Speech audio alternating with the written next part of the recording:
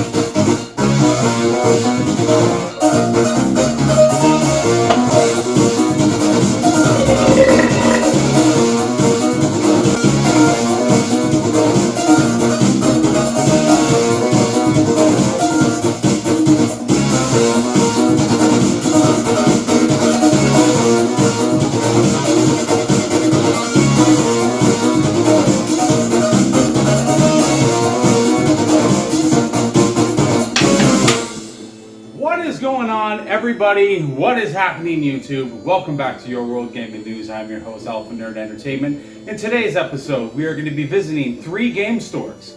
One in London, Ontario, by the name of Game Cycle. One in Burlington, Ontario, by the name of Game Haven. And another place that I visited just today in Mississauga, Ontario, called the Game Experts. We're going to check that out and more. We're going to talk about my journey in Cuphead to my no death run, because that game is really special to me. It is definitely one of my favorite games of all time. We're going to be talking about Megadan a little bit, again. More Simpsons related stuff, which was connected to the previous video, which I thought was really cool. We are going to be talking about my experience with my retro challenge thus far, and the fact that there's still plenty of time left. The weather and sports and more. All in this episode of Your World Gaming News. Before we dive into today's top story, we're just going to go over for a moment and check out the weather. What's going on, everybody? I'm Stefanos Furcio, and today here's the weather. Today down in Tampa, Florida, it was a homeless person's paradise. It was sunny, balmy, and warm, blue skies. You couldn't ask for better weather down in Tampa, Florida. But up in Seattle, Washington, a whole other story there in the Vancouver region just south of the border of Canada. Let me tell you, it was raining like a motherfucker. It was coming down like cats and dogs falling all over the place. The weather, it was crazy. It was out of control. So much rain over in Seattle. Fucking rain. Bring me back some of that sun from Tampa, Florida. And how was the weather out in good old Newfoundland? Well, the moose were reigning supreme and the snow was falling. It was a blizzard. It was bad. There was just a lot of snow, man. I woke up and I was like, I ain't going to work today. The snow is bad. The snow is bad in Newfoundland. Oh, we're back. Oh, shit. You gotta tell me that. Stefanos, you didn't even tell us how the weather was in Ontario. Shit. It's my bad, I forgot all about the weather in Ontario. Wind, and more wind, mixed with a little bit of sun, a little bit of rain, a little bit of snow, and just an overall general depression. The wind has been crazy. cars are not blowing off the road because it's not exactly Kansas. But for us up in Ontario, the wind's bad. The wind's real bad. Fuck, are we still doing this? Oh my god, when did I start making videos again? Well, thank you for the weather, Stephanos. Sounds like a pretty bad situation, and the wind has been pretty bad, I must confess. So why don't we just take a moment to check out the stores that I visited. We're going to check out Game Cycle in London, Ontario, Game Haven in Burlington, Ontario, and the Game Experts out in Mississauga, Ontario. So let's just go check them out and see what I picked up, and then we'll check out the pickups, and we'll come back right here for more at Your World Gaming News. What is going on, everybody? I'm here in Mississauga, Ontario. Today I'm going to check out a store I've never been to before called the Game Experts. So we're going to go inside and have a little look around and see if I can find anything to add to my collection.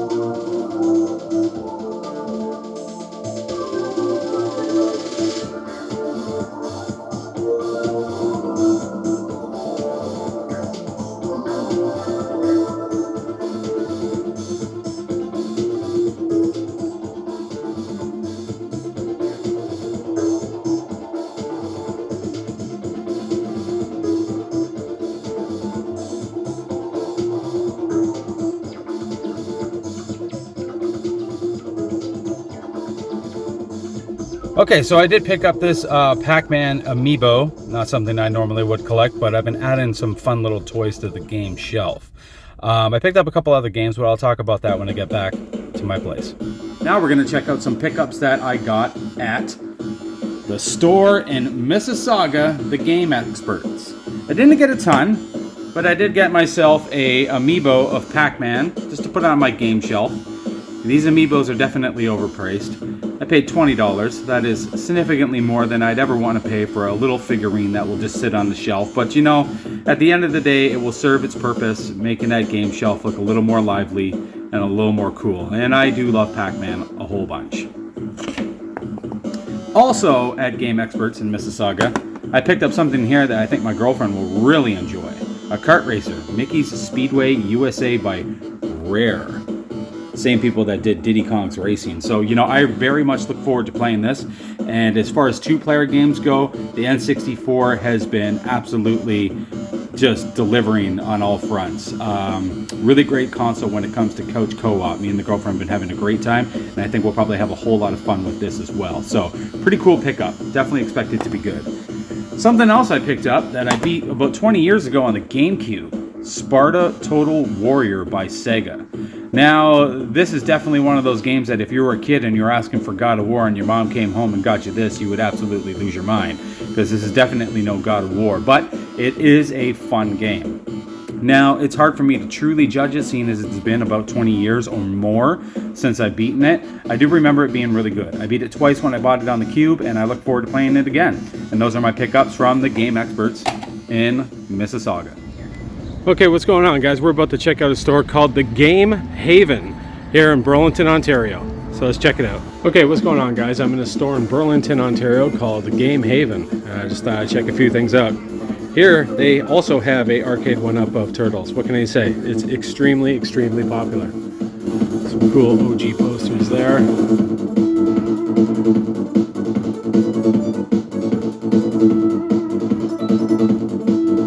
Sweet little Sonic here. Pretty sick Spider-Man. Happy to see a better selection of PS1 here than the other store I visited. They had such a limited amount. I honestly think PS1 is an extremely underrated console.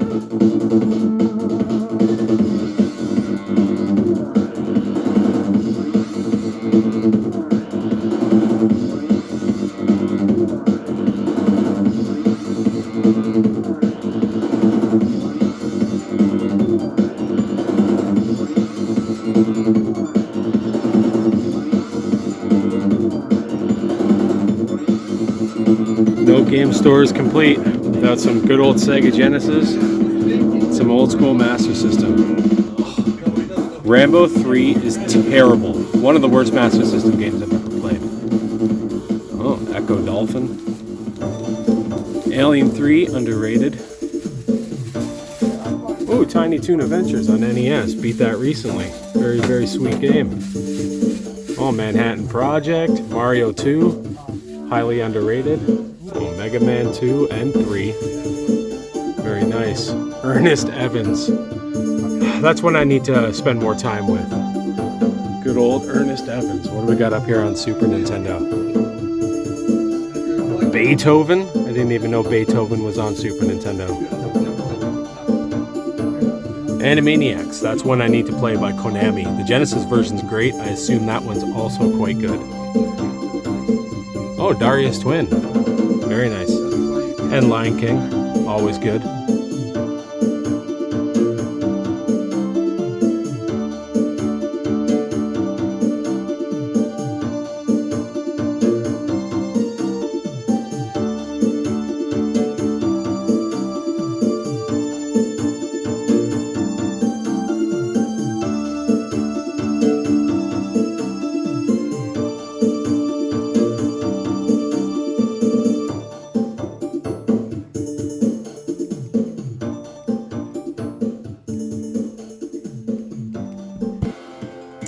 Okay, so we're going to continue to check out some pickups at Game Haven in Burlington. I picked up some interesting things. That will go nicely with the amiibo there. Here we have ourselves just a little candy tin that will look good on the game shelf. It's a little tiny replica of the Pac-Man arcade that I thought was really cool. But what was significantly cooler than that, and I actually had to make a trip back because the girlfriend wanted one, and I made the mistake of not picking her one up. Still embarrassed about that I didn't think of her when I selfishly grabbed myself a little Cuphead tin. This is going to look awesome on the game shelf. Cuphead's such a great game, so that is just absolutely awesome right there. Another cool pickup that I got was this really wicked Spider-Man figurine. Now, I'm a huge Marvel comic fan, not as big as I was years ago. I've kind of lost the passion for it, but I'll never lose the love for Spider-Man. And this is a really cool Disney Infinite figurine that will also find its place on one of my shelves. Really like that. Now, something I picked up about 3 months ago that I ordered online was this Captain Jack Sparrow to go with a display of the movies. So I did get that a while ago, so we'll get rid of Jack since he's not a recent pickup. But when I discovered that they also had Captain Barbossa, I was like, well, I got to get Captain Barbossa to go with Jack.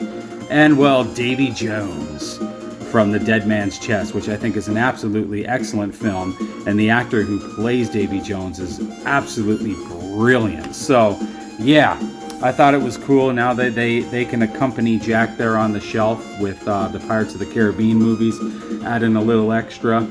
And yes, one more Disney Infinite figurine that I just couldn't help but have put on the corner of a shelf is good old Boba Fett here with his nice Mandalorian logo on his arm. Very cool. Very cool. Now, I don't like to go overboard with figurines because sometimes I think it looks tacky when you have a shelf just completely filled. But again, to each their own. You know what I mean? If you have a shelf designated to that, that's still awesome. It's just I like the concept of less is more. But at this point I am starting to get pretty filled up, and I don't think I really have room for many more. But yeah, Boba Fett was a must-have as well, so very cool there. And one game from old Game Haven there in Burlington, which was a really nice store with really nice people. Atomic Robo Kid for the Sega Genesis. Now, I have played this game a little bit. I've beaten 2 levels of it via emulation.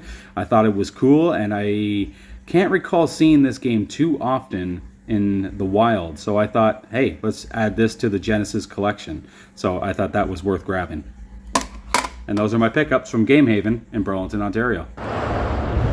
Okay guys, so we're about to check out the Game Cycle. Video games, DVDs, buy, sell, and trade.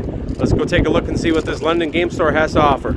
So I'm here at a game store in London, Ontario, and I'm impressed to see that they got a bunch of VHS. A lot of stores don't carry that. And being a big fan of old retro VHS, I'm gonna have to take a little look there and see if there's anything that jumps out at me. But I'd figure I'd show you a quick little peek of the store and check out a few things. Pretty nice store, I gotta be honest. Okay, so I thought this was pretty cool here, as I've never actually seen any arcade 1-ups in person. Now, I know many people who have them, but I've never got to see them in person, and I gotta be honest, they look pretty nice. The size is good, they're not small by any means, and they're not enormous like actual arcade cabinets, which are kind of impractical to have unless you have the space, but I gotta say, these are a pretty sweet alternative. This Turtles arcade cabinet here with, what, Turtles in Time, and the arcade game, that's pretty awesome.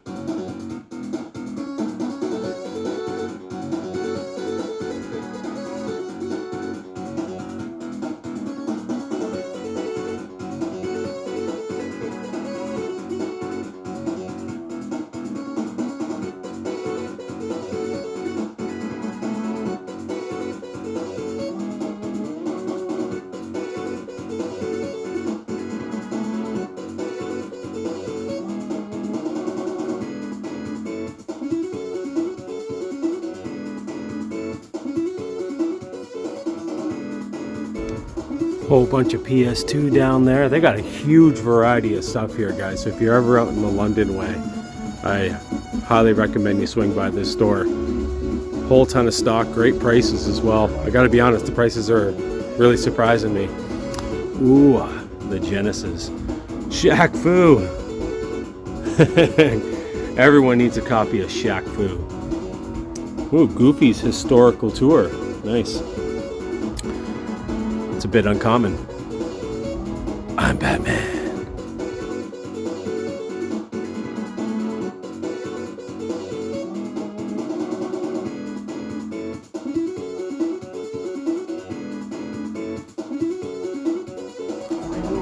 I think Mr. Matthews would really appreciate this.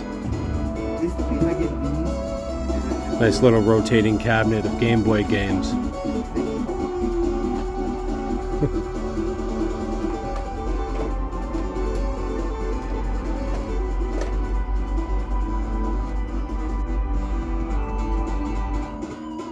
Oh, 1942. Those must be homebrews. Saw Harry Potter there. Oh, Balloon Kid, very nice.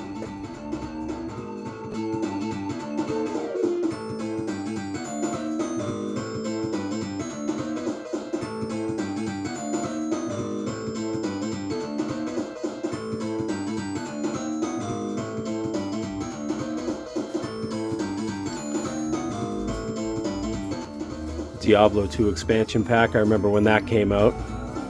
A solid $1, how can you go wrong? Pretty awesome game though. Wonder if they have Diablo 1 and the Hellfire expansion. Oh, Diablo 3. Thought this Moon Knight was kind of sweet. And some interesting Sonics. Soccer ones, I've never seen those before. Is there even a Sonic soccer game? I am not sure. Pretty cool though. Whole variety of steering wheels. My old man would love that. He probably owns half of these.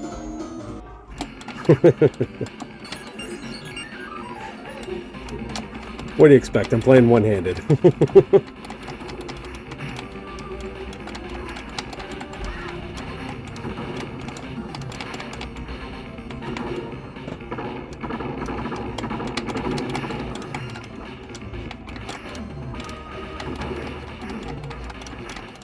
Okay, last but not least, from Game Cycle in London, Ontario, I grabbed the sequel to Cruisin' USA. We got Cruisin' World. From what I played of this game, it's pretty awesome, and I think definitely a tad better than Cruisin' USA. A good 15-20% better. Now, I really like Cruisin' USA, but from what I played of this is a worthwhile purchase to have on the N64. That is definitely a pretty sweet game. Adding to the Genesis collection was X-Men 2 Clone Wars. You know, I've always been a big fan of the original X-Men on Genesis, which is also made by Sega, and obviously a clumsy, stiff, kind of bad, good game. This one is significantly better. I've played a little bit of it in the past, you know, a little bit a few years ago, but I look forward to playing it more now and beating it, which is something I've never done with this game. So definitely a cool pickup right there. Now, you guys need to help me out with this one. I picked up Ghostbusters, the video game, for PS2 by Atari. Now, I initially was like, wait a minute. I'm like, is this the same game that I have on PS4, which was also released on PS3? But then I take a look at the graphics, and the graphics are completely different. And I even see there's like maybe a girl character or something. I thought I saw a girl. Maybe not. I don't know. Maybe one of the dudes just looks like a chick or something. I don't know. But anyways, this really piqued my interest. Being a Ghostbuster fan, this definitely just really appeals to me. But if you guys know if this is the same game, just different than the Ghostbusters video game on PS3, also re-released on PS4 remastered, let me know, because regardless, I'm going to play this and have fun with it, because I'm a big Ghostbusters fan. So I thought that was really awesome. Something else I talked about in the last Your World Gaming News I ironically found and picked up was Lara Croft's Tomb Raider, Angel of Darkness for the PS2, which is the first installment of the PS2 Tomb Raider games. Definitely looking forward to playing that. The graphics just look pretty dope compared to the old PS1 games. And I'm just interested to see how good this game is. What is it? It's Core, right? Yeah, Core and Idios did some good things back in the day. So I'm kind of excited to play this and hoping it's awesome. And, well, a certain Canadian video gamer was talking about Call of Duty Black Ops. Now, I've had tons of time played with Call of Duty Black Ops via Kino der Toten. The Zombies. Me and my buddies had a blast running through that place and having a lot of fun with the zombies. One player, not such a good experience. Multiplayer, couch co-op, a really good time running through Kino der Toten. So, but yeah, I haven't played the campaign. That Canadian video gamer was talking about the campaign, and I haven't beat the campaign in a really long time. Not since this game was released. So you got that for $8, and that concludes my pickups from Game Cycle in London, Ontario. Now let's go back to the game room. What I picked up at Walmart, and that is South Park Snow Day. Now, I'm a huge fan of South Park. I've beaten the Stick of Truth twice. I've beaten the Fractured Butthole once. And I figured, you know what? Let's beat this one as well. Despite its bad reviews and bad reception from fans, I figured I'll be the judge of that and give it a try myself and see if it's as bad as people say. So far, the little bit I've played, it's been pretty fun. Also picked up at Walmart, the Terrifier 3. Now, I'm a huge fan of the first two films. Now, I could go on a long-winded spiel about the trilogy, but I'll save that for another time. All I will say is that this wasn't quite as good as the first and second. Definitely disappointed me. It's not bad, but it's just not great. And, you know, it did have big shoes to fill, because number 2 was really good. And 1 is good for separate reasons. But this wasn't bad, but it just wasn't as good as I was hoping. Are we still doing this? Good Lord. Who even watches this? So anyways, I had a really good time checking out all those game stores. I'll be perfectly honest with you, I absolutely did. It was really fun to venture around and check out game shops that are in cities that I don't live in. You know, places that I might not have an opportunity to get to, I took that opportunity to find them, to seek them out and see what they had to offer, and yeah, it was a lot of fun. But let's talk about some other things. I'm going to quickly talk about Mega Dan and his No Death Run of Bart versus Radioactive Man. That game's cool. Like I mentioned in the previous video, that game hits you with a double dose of nostalgia. It gives you that dose of NES nostalgia, while giving you a hit of that old school Simpsons feel and nostalgia. Really cool game, so props to Mega Dan for getting the NDR that one, because I really do specifically like that one of the NES Simpsons games.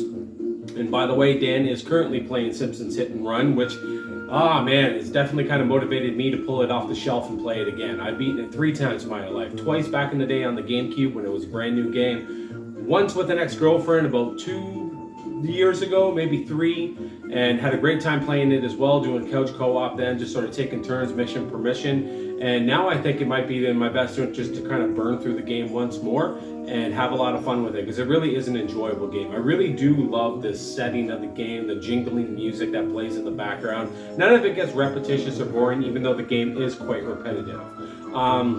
One thing I like about that game is I find it gets better as you get further, because you get more in tune with the game. You get more in tune with its controls, what's expected of you, and of course you know the maps really well at that point. So yeah, Dan still has a couple streams to go before he beats it, so keep your bell on and stay tuned for that, and drop by and say hello, because it's a really fun game. And if you haven't played it, once again, I'll recommend Simpsons Hit and Run.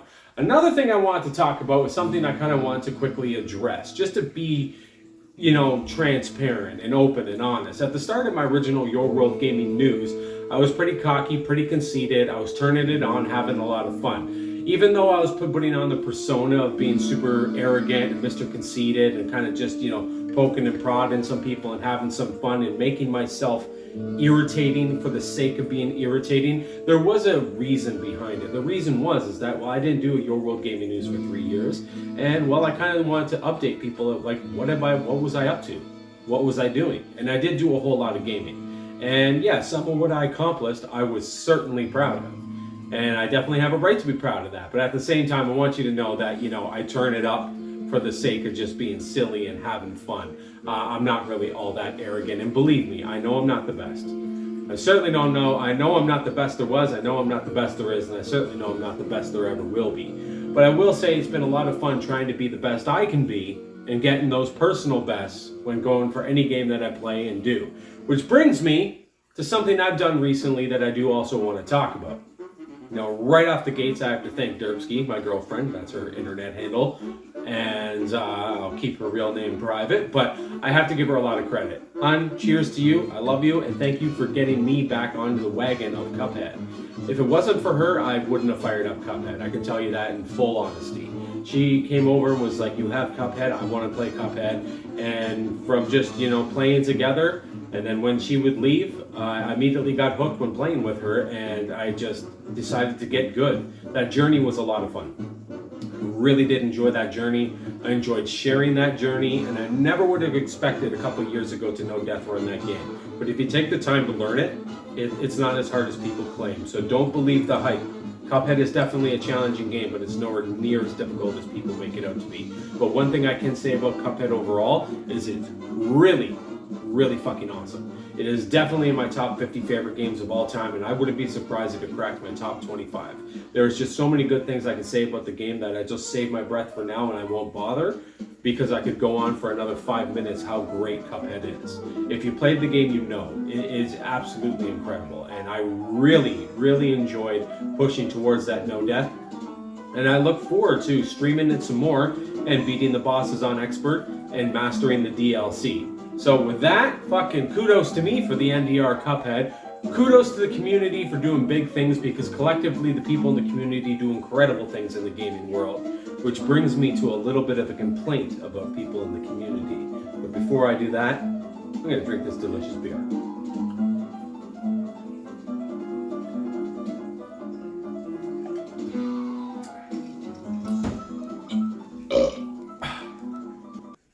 So what is my complaint?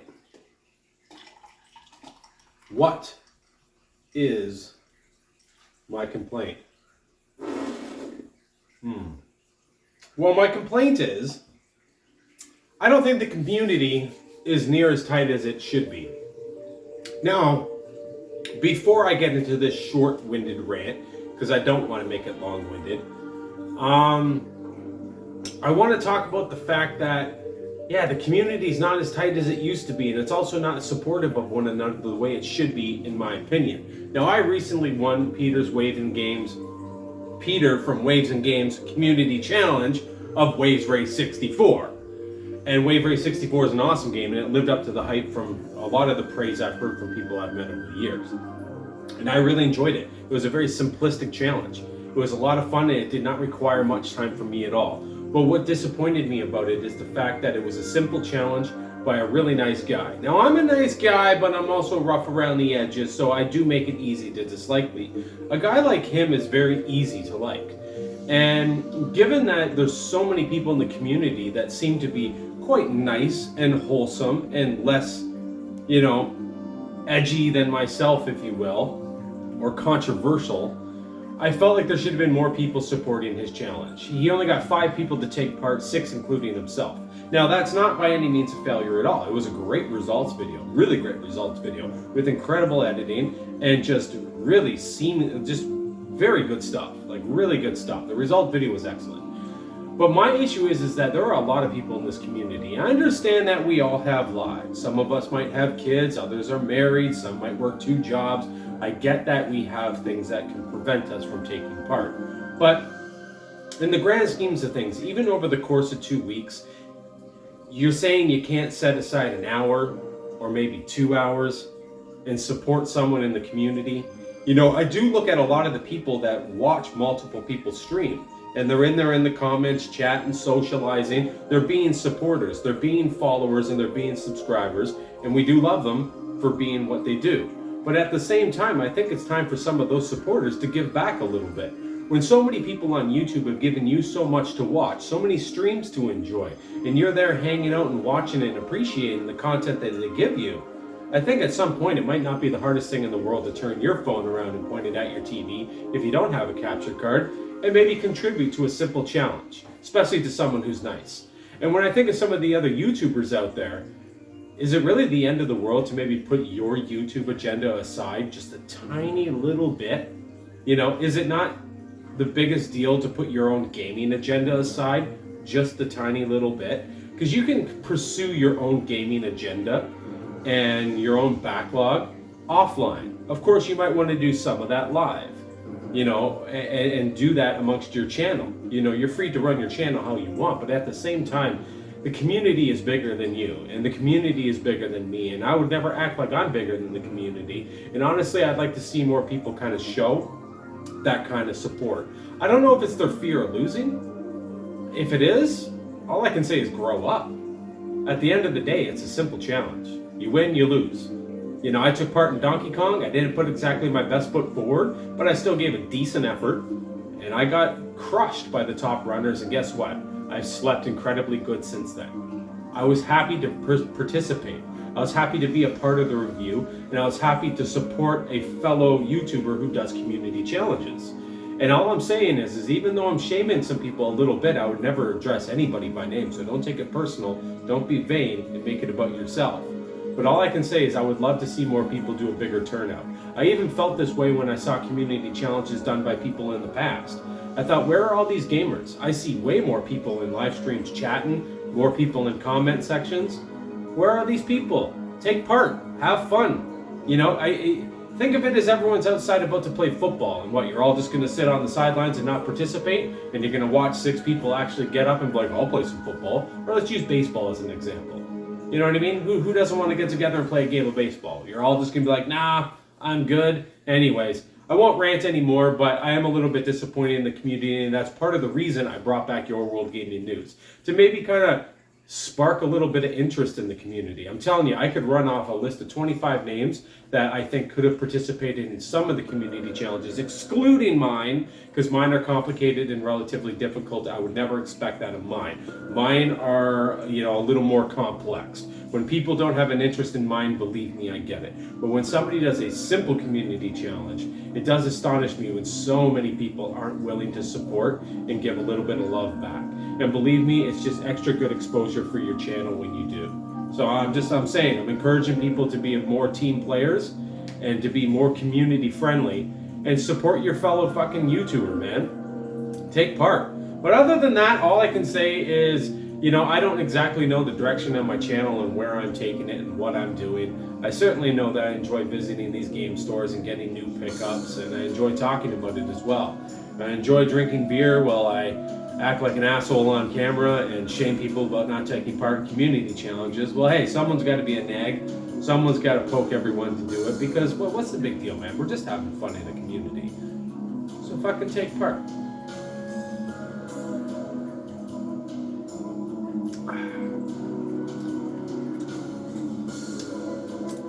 That's good. That is really good.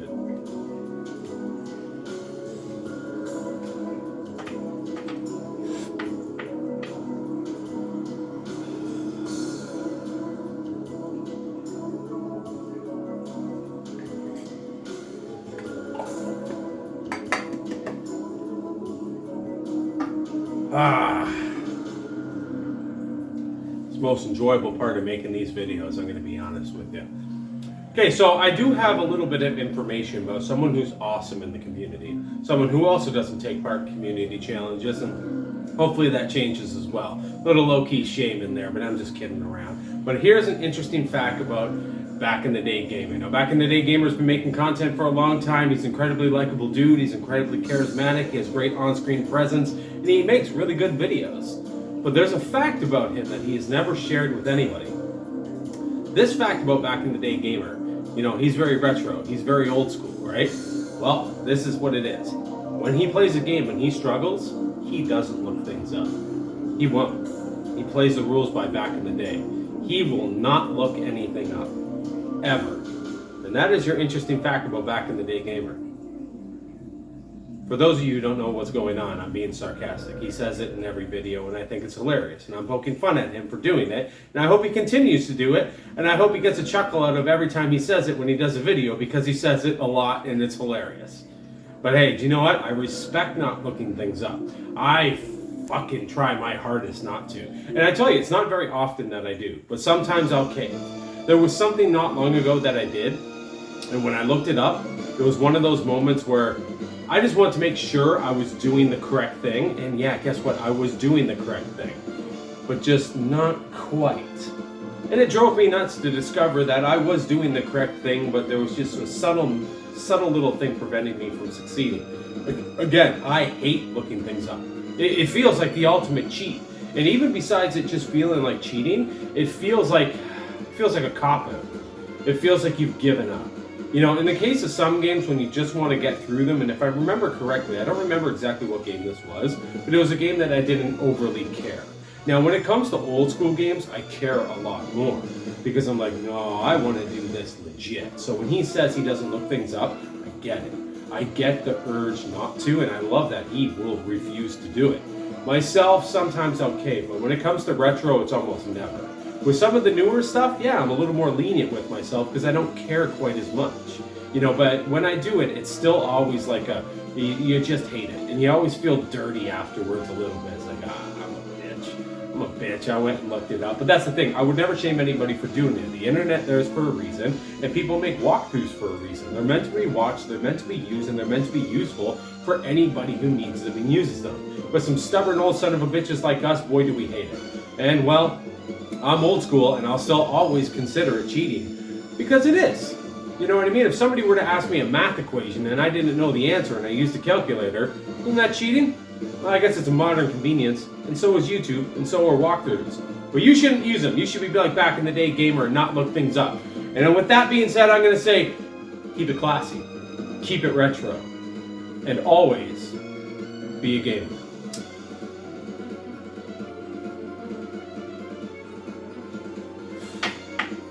This is Your World Gaming News. I am your host, Alpha Nerd Entertainment. If you enjoyed this video, be sure to hit the like button. If you're new to the channel, hit the subscribe button. And turn that goddamn bell on, because it probably doesn't work very well with the amount of drinking, smoking, and cursing I do in videos.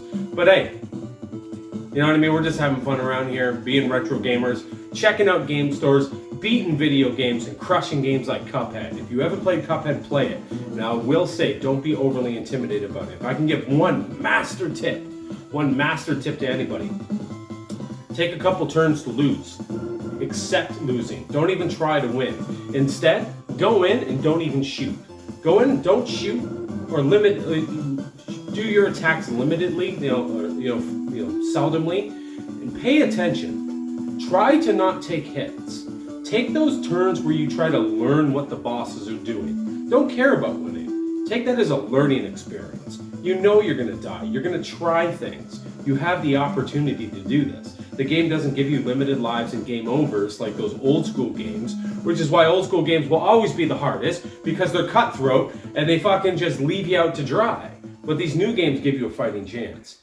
So if you're smart about your approach, you can go in and pay attention to what every boss is doing, take your lumps, and they don't even feel like lumps when you're not deliberately trying. You're looking, you're watching, you're seeing how their attacks work. You're seeing what hits you. You know, sometimes when you play a game and you go, hey, what just hit me? You're discovering what's hitting you, and you're discovering how it hits you, and you're discovering all those patterns. That's my tip in Cuphead. Take a few turns where you pay attention more, learn a little something from it, and then go in and do your best. And when that is a fucking grand tip, that game won't be near as tough. But all I can say, this is Your World Gaming News. I'm Alpha Nerd once again, saying goodbye for the second time, and so I should, because I still have some beer in here. And how could I say goodbye if there's still beer in the glass? So we ain't ending the video until this is done. So we're going to move on to another topic. No, we're not.